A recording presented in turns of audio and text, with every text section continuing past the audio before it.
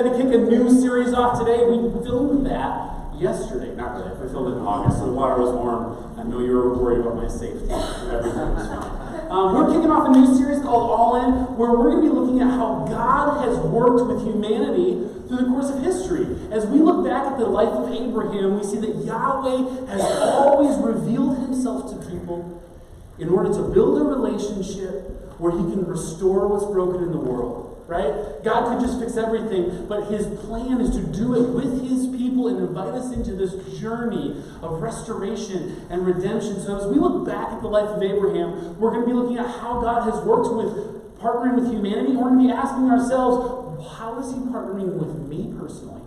And how is he partnering with us as a local church over the next couple of years? So All In is going to be a lot of fun. We are going to be passing out some of these journals. Our ushers are going to do that right now. And these journals are kind of our guide map for this series. We're asking you to actually come to all the services if you're able, take notes in church.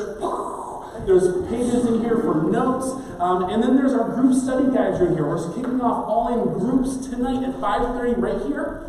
We're providing dinner and childcare so that no one is left out. We're going to have some table discussion. We're going to watch a video. And we're going to do this journey together in circles, not just rows, right? Because we want this to be a discipleship journey where we're asking the Lord how he wants to work in and through our lives to advance his kingdom. So grab these journals. The vision and mission of the whole initiative is in here. The group study is in here. This is unapologetically a generosity initiative, which means we're going to talk about your stuff and your money. Okay? So brace yourselves. We're not, however, asking you to pony up.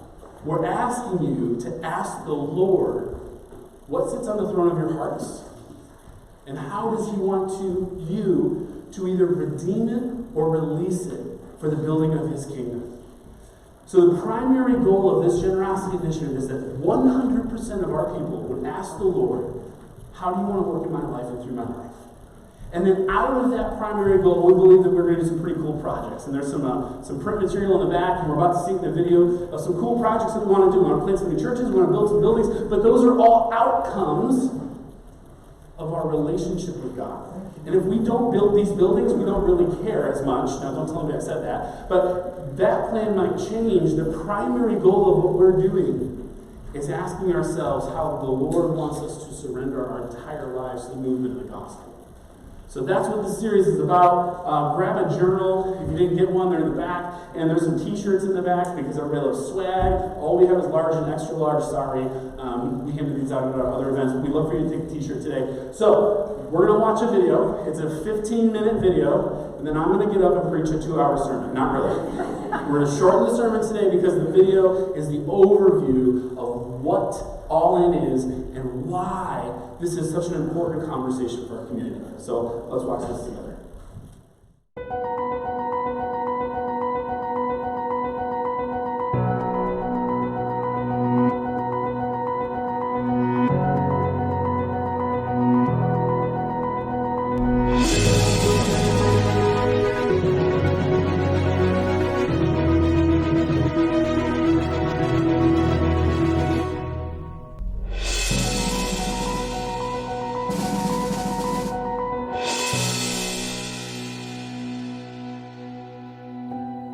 "26 years ago, a group of believers launched out and planted a church. They didn't know what they were doing, and they moved into the Knickerbocker Theater, and as they did it, their one sole goal was to do everything they could, short of sin, to help people find their way back to God, to introduce people to Jesus Christ. And so a new kind of church was born. Fast forward, and we have seen literally hundreds and hundreds of people come to Jesus. Thousands of people have grown in their faith. A few years ago, our elders were feeling that the Spirit was calling them to do something new, and we planted Moran Park downtown. With the success of Moran Park, we started to think of a more formal way to actually do this over and over again, and so 3 years ago, we had the opportunity to plant 2 more churches. These would be network churches. We would stay together. That's exactly what we did. So we planted Cultivate 3 years ago. And on our first Sunday, we became the largest church in Hamilton. I was upstairs looking down over the parking lot, And I watched a car come in, and I'm like, okay, we got one. And then another one would come in, another one comes in, and I'm like, okay, that's great. And then I got really excited, and then I got really nervous because they kept coming.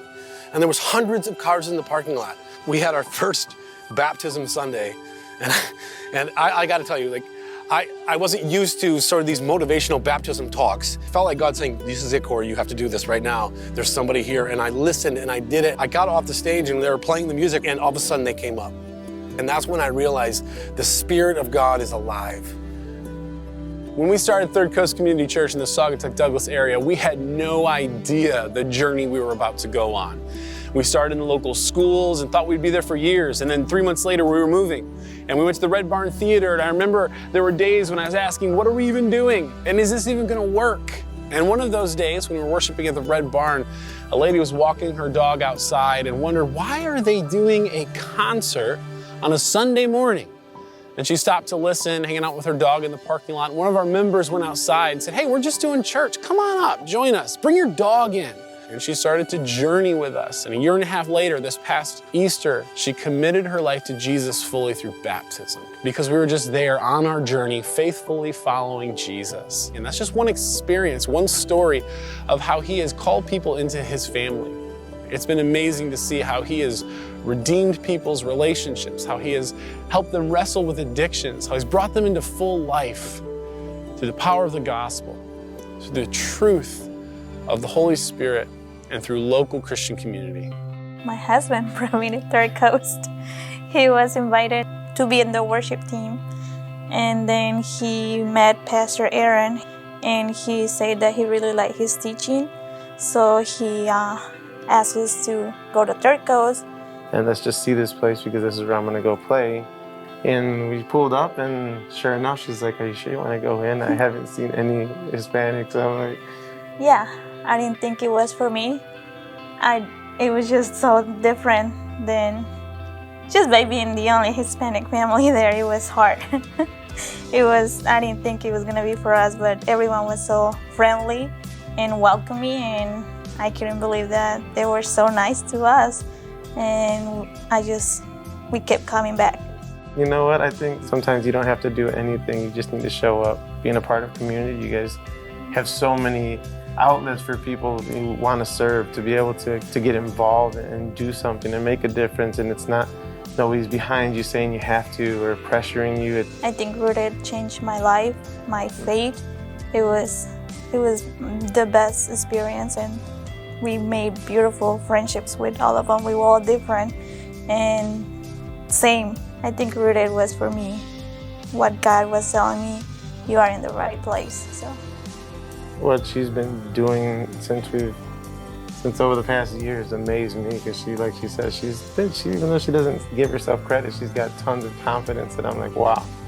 I'm like, where is this coming from? Who is this new person that just extremely confident in every situation?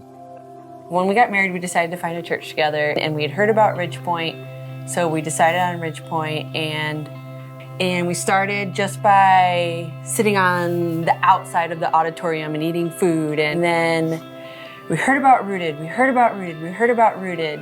and I work as a third shifter nurse, and so unfortunately for Tyler, he will wake up to some life-altering decisions that I will make while I'm at work. So one morning he woke up and I had signed us up for Rooted. I had heard about it, I didn't really know what it was, and I just did it. And he didn't have a say in it really, but he was a good sport and he was in for learning more about it. Diving into Rooted and diving into our faiths and really becoming fearless followers, that was a huge spiritual leap for us. And then beyond Rooted, our first time through it, we ended up going on to lead couples groups together and spending that time with other couples and going through the ups and downs of marriages and relationships in growing your faith individually and as a couple was huge for us too. That made Ridgepoint our home. It took a big church and made it feel so small. It gave us that community that we'd been longing for and that we'd been missing for so long, and now it's our home.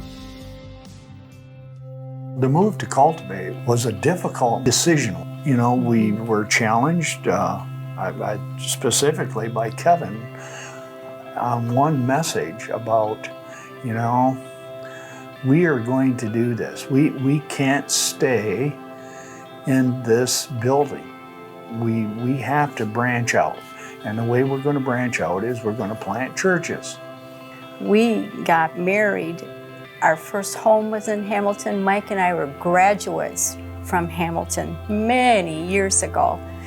But to think of a church in Hamilton, meeting in the high school and just reaching out, it was amazing. It was exciting. It was scary. Sandy and I had a lot of pillow talk about this.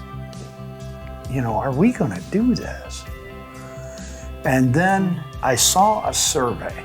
They did a survey of students at Hamilton High School. How many of you kids have a church home? Over half did not have a place to call home for going to church, for worshiping. We have to do this. When I see the amount of kids that don't have a place to call church home around Hamilton, it's like there's not an option. We launched in September. It was amazing. And it was like, you know what, Lord? You know a lot more than we do. He just blew the doors off. You know, I'm kind of blown away when I just think of all the things that have happened just in the last 3 years. I think about 500 baptisms. I still remember the day when I stood up in front of our church and I said, hey, listen, there's people in Pullman that don't have coats for the winter. Anything we could do. Hundreds of coats were put up onto the stage as people literally took them off their bodies and left on a winter's day to go home without their coat. I think about the recovery ministry, and I think about Mosaic, which is a ministry that helps with orphan children. I think of what we've done in Africa and in Latin America. I mean, we're talking about moving into Guatemala now. It's so exciting, but I'll tell you this, our best days are still in front of us. Do you know that the New Testament challenges all of us who carry the name of Jesus to go all the way, to go all in on our faith, all in on our surrender, all in on our generosity? Welcome to All In. All In is a generosity initiative, but it really is so much more than that. Our primary goal is 100% engagement. It is that all of us would open our hearts, open our minds, open our hands, and say to Jesus, whatever you want from me, I am all in. I believe that as God transforms all of us, as we all make these commitments to go all in, that's what's going to lead us to our secondary goal. Our goal is to raise $15 million that will help us pursue our mission, will help us to become more vibrant as churches in our community, and will help us to plant more fearless churches. All In is a one-fund initiative. It means that over 2 years, all of our giving from all 3 of our churches will go toward one fund. That one fund is $15 million. Well, we already give.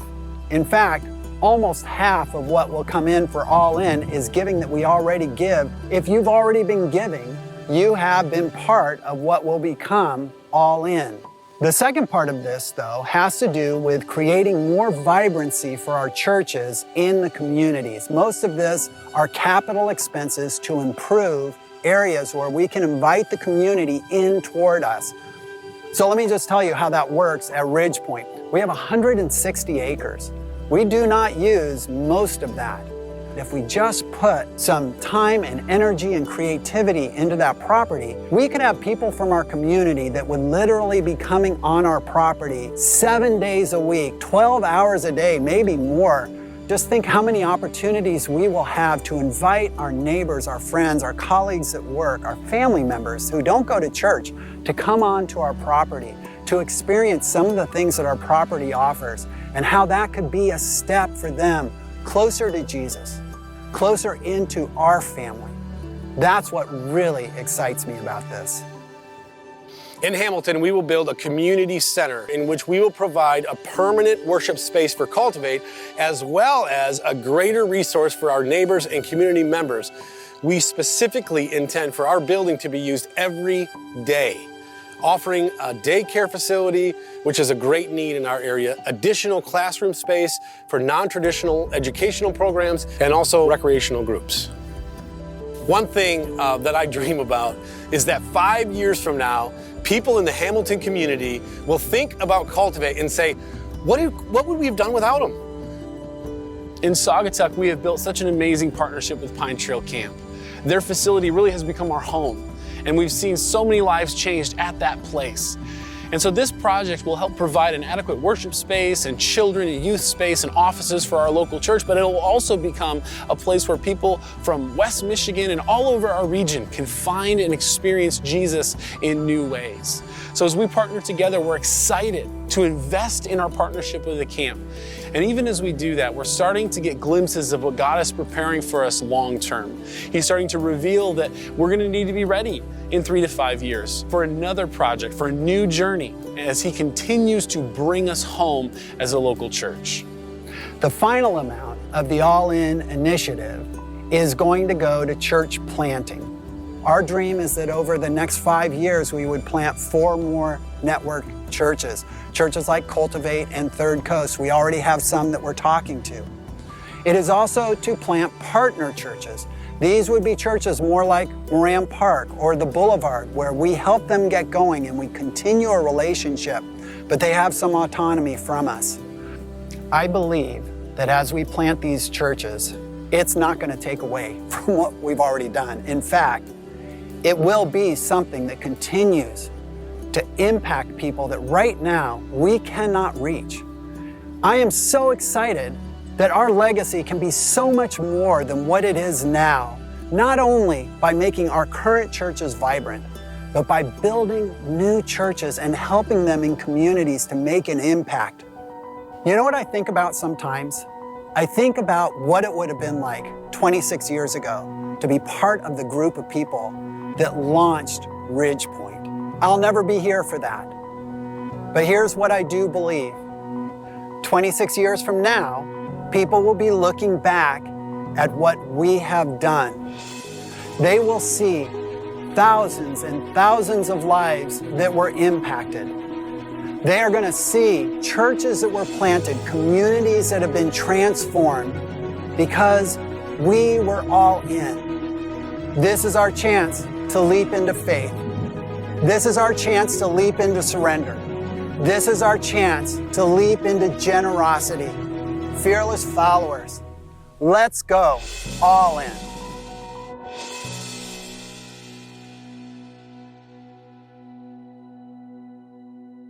I'm really excited about this. We have some really cool projects that we're praying into and raising funds for, and we believe unashamedly that as we plant churches and as we serve our communities, that God calls people into healing and hope and restoration. So I'm excited about all that. But this other piece that we don't often think about when we start doing projects like this is our heart piece, right? What is God doing in my life? What is He calling to me personally? And we want this to be more than a capital campaign. We want it to be a journey of personal transformation, where we're discipling one another in generosity. Our theme verse that was mentioned in the video of Colossians 3:17 says this: whatever you do, whether in word or deed, do it all in the name of the Lord Jesus, giving thanks to God the Father through Him. And what we're asking ourselves in this series is, are we living lives that reflect the goodness of God? Is everything we do, from how we act in our relationships to how we handle our finances, showing the world how good God is? Are we doing it in Jesus' name? I had a neat opportunity Friday evening. I sat with some leaders from West Michigan, all over Grand Rapids and Holland, and they were asking this question, how much is enough? Now, I grew up in America and in a farming family, and we learned to work hard to earn money and to have enough to take care of our families. And a lot of the people I grew up with were constantly trying to figure out how to pay off debt and save and get enough to be comfortable and secure financially, right? That's a very common conversation. What I encountered Friday night was the other end of the spectrum. I sat with people who were very successful in this life, but physical, financial success had not brought satisfaction. These were folks who had more money than I know how to even process emotionally and mentally.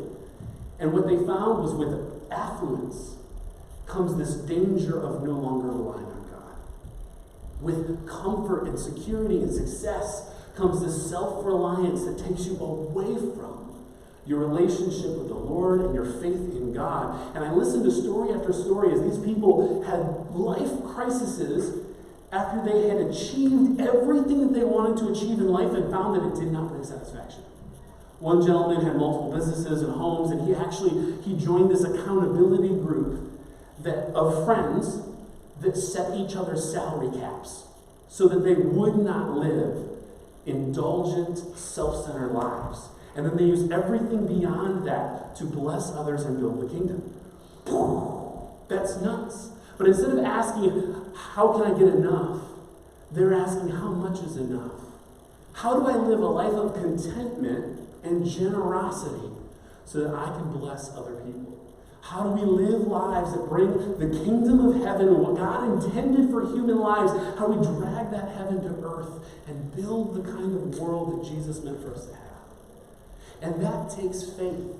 That takes surrender. That's risky stuff. And that's the kind of conversation that we're leaning into over the next 6 weeks.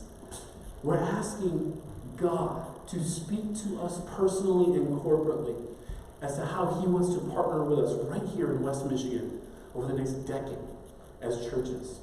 As we look back at the life of Abraham, we meet somebody who took a huge leap of faith, who risked everything. And this is bonus points, but I'm going to encourage you to read the book of Genesis as we go through this series, because it's fantastic to look at how Yahweh, the God of the universe, intentionally reveals himself to humanity over and over again. And as humanity is unfaithful and doesn't want anything to do with God, God just keeps coming back and saying, no, we're going to do this together. I can snap my fingers and do everything, but I want humanity to join me in this. That's me paraphrasing God's voice, which is dangerous. I'll try not to do that. But that's God's heart. He wants to play with us and invite us into making all things right again. So we meet Abraham, and Abraham, he lives in the ancient Near East. He has built a home, a household that is very successful and comfortable. He's got a wife, Sarai. He's got all kinds of employees. And Yahweh comes to him and says, hey, we're going to go into the unknown. Follow me, and we're going to do something great together. And this is what we see in Genesis chapter 12. The Lord has said to Abraham, go from your country, your people, and your father's household to a land I will show you. I will make you into a great nation, and I will bless you. I will make your name great, and you will be a blessing. I will bless those who bless you. I will curse those who curse you, and all people on earth will be blessed through you. God calls Abraham into a journey of faith. Now, we have to understand, as we read this, we have to try to imagine being Abraham. He's 75 years old, okay? He's ready to coast into retirement. He's built a household of comfort and safety and security. And all of a sudden, this God, Yahweh, is saying, hey, let's go on a journey. He's ready to cross the finish line, and God's saying, no, this is the starting line. He's ready, he's asking Abraham to risk everything. Now, when Yahweh says to Abraham, we're going to journey to a place I'm going to show you, it's not like Abraham can whip out his phone and look on maps and see where they're headed, right? Okay, it's not even like he can jump in the tractor trailer and load everything up and drive somewhere. There aren't established roads. There aren't established cities. There aren't maps. There aren't aerial satellite views of Lake Michigan and how to get around it. He has no idea where he's going. He's literally going into the unknown. It was very common in that time and place in history for people to be born and die in the same 10-mile radius of the world and never travel outside of that. Now, they were roaming shepherds. They'd go around to different crops and things, but they didn't travel. They didn't go around the world like we do today. So when God says, leave and go somewhere else, that's mind-blowing. The ancient Near East was not a safe place. Abraham was leaving safety, his tribe, his people, and he was being asked to follow Yahweh into the unknown. And to take his family. Can you imagine that conversation? Hey, sweetie, Yahweh, who's Yahweh? Oh, this is this God. Okay, he's asking us to go somewhere. Where? I don't know. Okay, why? I don't know. But he promises to make us a great nation and to expand our family. He knows I can't have kids, right? Like Sarai is barren, and she's in her 70s. And if you know anything about human biology, you know that this is not rationally something that makes sense to them. God is calling them into the unknown, into believing in something that is impossible. And there's a reason that Abraham's story is highlighted in the Old Testament. And the reason is because Abraham's story is every one of our stories. Right? Every one of us, at some point in our life, is called to follow God into the unknown. To risk everything that we've ever held on to. We love building systems of comfort and security and safety. We love savings accounts. And we love, whatever else you put your hope and faith and comfort in, Netflix, ice cream, whatever it is. IRAs, investments. All of us struggle with this same thing. Do I put my hope and my security and my faith and my trust in the things I can control and see and feel, or do I put them in the unseeable God of the universe? Abraham's story is every one of our stories. And what we want to see today is how God calls us all into the unknown. Because that's where he shapes our character. That's where he teaches us to depend on him. That's where he teaches us that we are not enough, but we do not have to be because he's going to be there for us. Our faith grows in the unknown. I don't know what your unknown thing is this morning, but all of us face this. All of the time. Well, the people I hung out with Friday were saying that their faith started to dwindle and die when they had everything figured out in this human life because they weren't depending on God for anything. There is this discipline that we as humans have to practice of depending on God and following him into the unknown areas of our life. He calls us into the unknown, and that's where our faith is formed, and that's where we find relationship with him. It is, Jesus had this teaching that it's harder for a rich man, it's easier for a camel to fit through the eye of a needle than for a rich man to enter heaven. Because he knew wherever our treasure is, as humans, that's where our heart is. And we as Americans in this time and place in history have a very hard time understanding what it means to rely on God and follow him into the unknown. Because our treasure, our stuff, our security sits on the throne of our hearts. But it's when we follow God into the unknown and he starts to meet us there and teach us that we can trust in him and teach us that we can have a personal relationship. But we have to let go of control. We have to take that leap of faith. When I was in college, I went to a youth camp, and I loved high rope stuff. Has anybody ever done high rope stuff or rock climbing or anything like that? It's a blast, okay? And when you're in a Christian Bible college, they want to teach you to have good friendships with other Bible college students. They put you 40 feet up in the air, and they tie you to trees so you won't kill each other. And they teach you how to, trust one another. And it's a great idea. They charge you a whole lot of money for it. But I went to this leadership development program, and I loved rock climbing. I loved zip lines. I loved all that kind of stuff. I've been doing it my whole life. But a few years earlier, I was training to work at my camp in Allegan that I worked at for 10 years. And I was climbing a rock wall, and we were training a new person on the brake system. And if you're not familiar with it, one person climbs up, and there's a rope, and somebody else is holding their brake. And I got dropped from 15 feet that year, okay? Because I said I'm falling, and the person said fall on, and they didn't hit the brake, and I hit the mat, and that 5-inch foam mat was not enough to I hit my booty, and I bruised my booty, and I couldn't walk for 2 weeks. It was horrible. So I had this scarring experience, and now I'm at this leadership training camp where we're all rock climbing together, and every time I am ready to come down, I look back and make sure my brake person's paying attention. I feel like that's rational to want to control that, right? To control my safety. I've had this scarring experience. This 18-year-old isn't paying attention, and I want to make sure they're paying attention before I come down. And so the facilitator of our leadership development stuff he sits us all down. We've been climbing all day. At that time and place in my life, I was pretty good at rock climbing. That was 30 pounds ago and 10 years ago. But I was decent. I was killing it. And he said, okay, y'all are doing a good job, but what would it look like for you to depend on your team more? And so this girl over here said, well, I could ask my ground coach to help me better, to make better decisions. This person over here said, well, I could, ask for people's input. And then I didn't say anything because I was having a blast and I was just doing fine. And they said, Aaron, you're doing a really good job. You need to depend on your teamwork. What's that look like for you? I said, well, I'm letting other people coach me. And he said, yeah, but you're still doing it all under your own power. What's it look like for you to trust your team? How about you consider climbing this blindfolded? It's a 50-foot tower. So I did. I blindfolded myself and I walked up to the medium stretch because, I didn't want to do easy. I wanted to do medium. And then they shoved me over the hard lane and said, okay, you're going to climb the hardest run with all these inclines and stuff where you have to hang upside down. You're going to do it blindfolded, so you have to listen to your coaches. So I did. I felt like I was taking a leap of faith. I felt like I was taking a leap of surrender.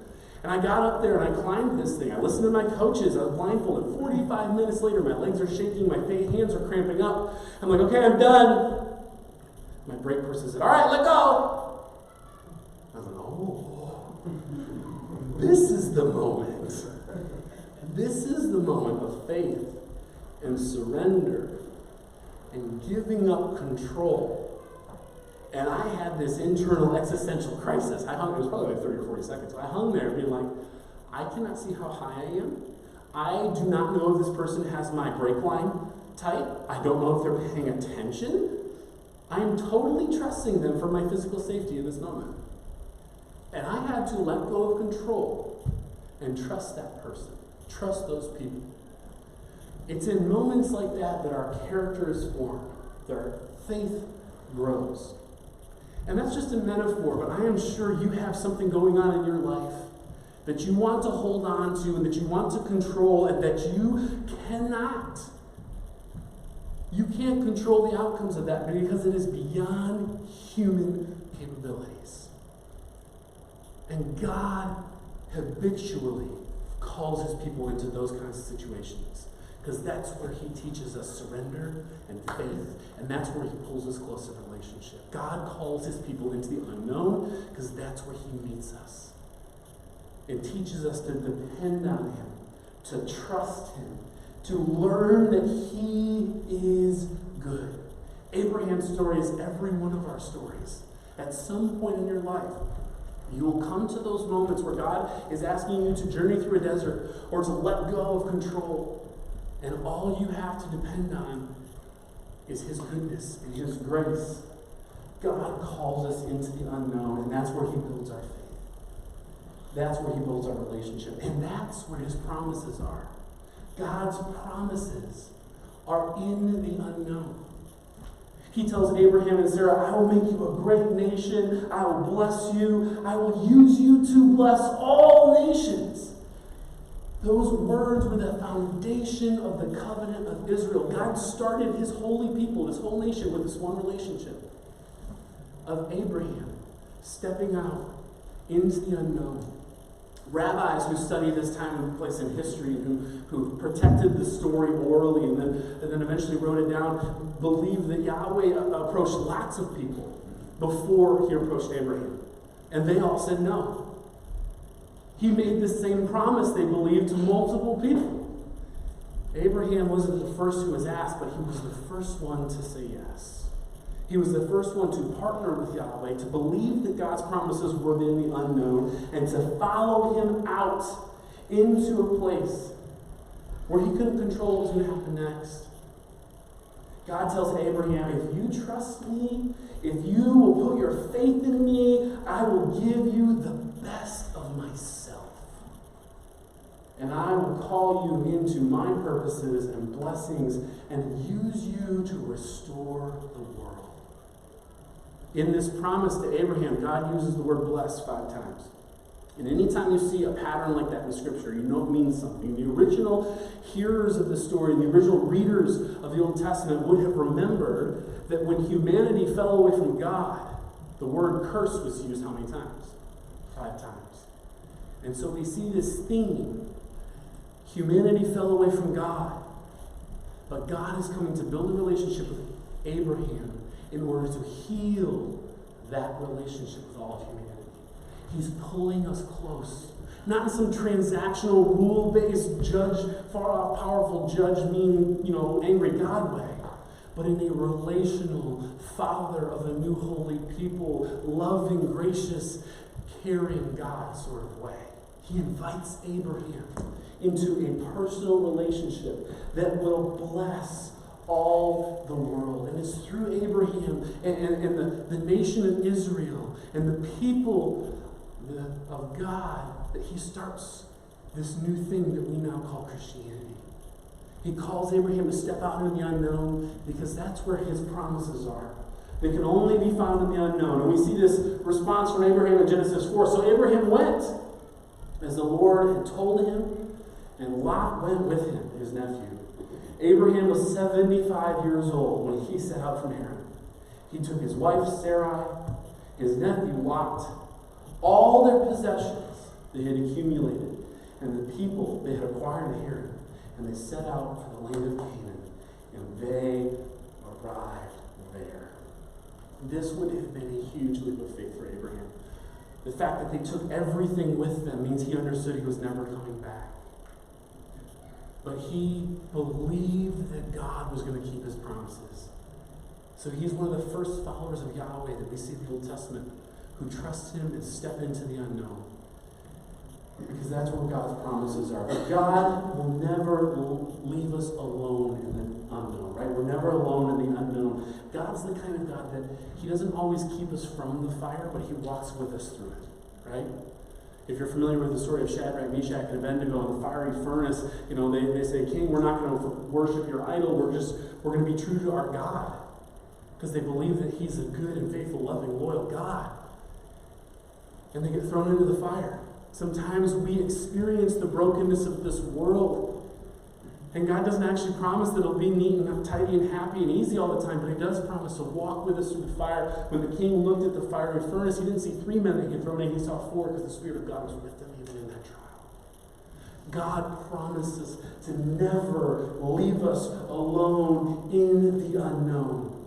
People who are traveling in the unknown have a clearer picture of who God is than people who are living in comfort and safety and affluence.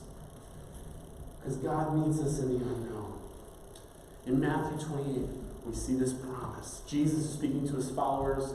He is renewing God's covenant with his people, with the early church, and he says, all authority has been given, all authority in heaven and on earth has been given to me. Therefore, go and make disciples of all nations, baptizing them in the name of the Father and the Son and the Holy Spirit, and teaching them to obey everything I have commanded you. And surely, I am with you, even into the end of the age.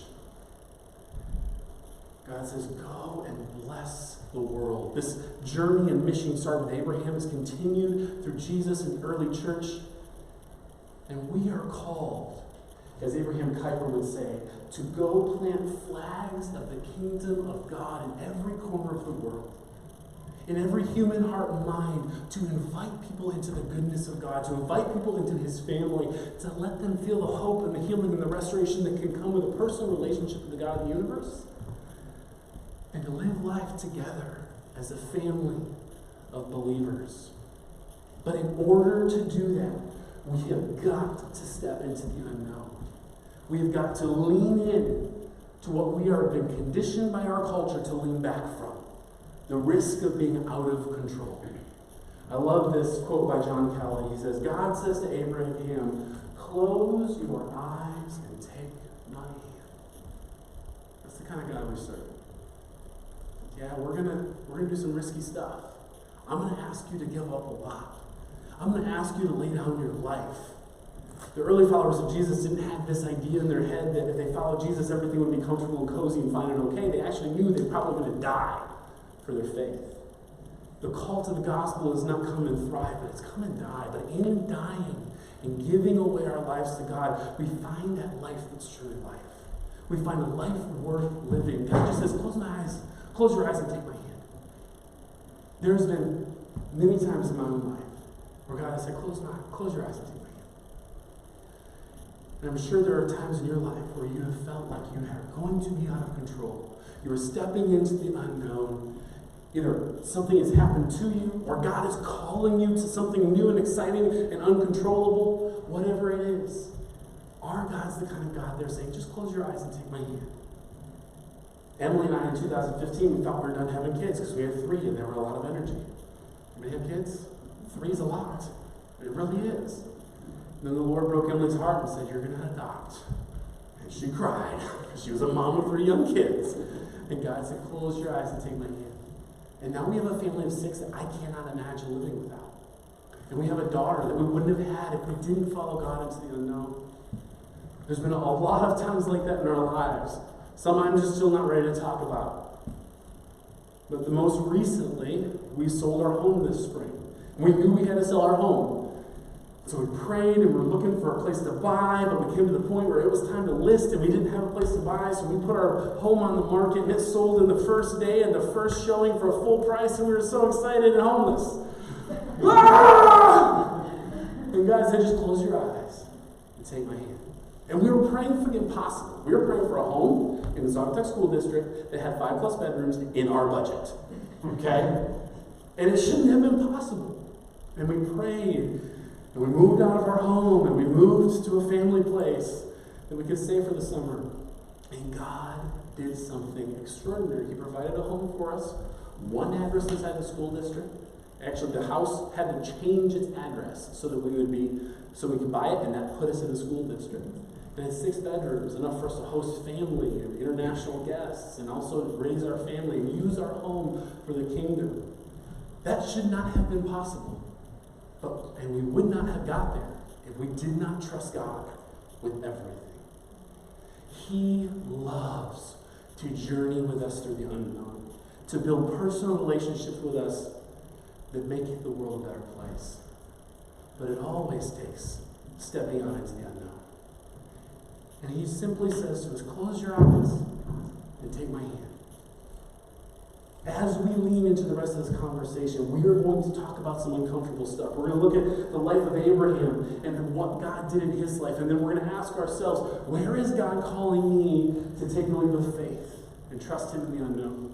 Where is God calling me to take this leap of surrender and let him be in control instead of me? Hanging on, tooth and nail, fingers cramping, blindfolding each other. Just like, oh, it'll be all good. That's the kind of God he is, but he's always faithful to catch us. And then finally, we're going to ask the question, what does it look like to take the leap of generosity? To ask myself, how much is enough? Where's my contentment level? So that I can invest in the kingdom of God and in other people's lives. As Emily and I have been praying about this, we started this journey 6 months ago of doing devotions and praying and talking as a couple of what our all-in commitment was going to be. And I thought God was going to ask us to give more money. And he probably still will. That hasn't come up yet. But he specifically said to us, I gave you this home to share with other people. I don't want your money. I want your heart. I want your home. I want you to open this up so other people can feel the goodness of who I am through your family and your home. We have 4 kids, God. You know that, right? It's crazy in our house. But that's what he asked for us. And so we're doing this whole generosity initiative the way we are, with study groups and Bible reading and prayer, because we believe God is calling you to something that we can't program. We believe that God is alive, and as you engage in these conversations of discipleship, get out of rows, come tonight and get into circles, that he's going to change your life, and he's going to invite you into something big. And we are excited to say that we are people who are all in for Jesus, because Jesus was all in for us. He gave up his life to restore us to the life that he meant for us. So I am simply asking you to go with me on a journey over the next 6 weeks. Step out into the unknown with us. Sign on for as many of these services as you can make. Show up tonight at 5:30. We'll provide dinner and childcare. There's cards under your seat where you can sign up for the groups. And if you're feeling apprehension, if you're feeling like leaning out into comfort and control, I'm going to challenge you to lean in instead. Get out of rows, get into circles, start living life with us as a local church, and let the Lord change your life. And be a part of this movement of restoration and healing and hope that God started thousands of years ago in his relationship with Abraham, and continued through the local church as Jesus came and gave his life for us, and now continues with every local faith community to ask the question, how can I live a life that is all in the name of Jesus for the advancement of the kingdom? Band, you guys can come forward. We're going to finish this morning by worshiping. And as they come, just let me lead us in a time of reflection and prayer. Heavenly Father, thank you that you are the kind of God that has over and over again revealed yourself to your people, that you pull us close in personal relationship, and that you partner with us to bring your hope and your healing to a broken world. As we take this leap together, as we look at faith, surrender, generosity, I pray, Holy Spirit, that you would move in every one of our hearts and minds. That you call us all to a deeper place of knowing you and trusting you and following you, and through that personal journey, you would reveal your hope and your healing to the world around us. We love you, we trust you, we worship you now.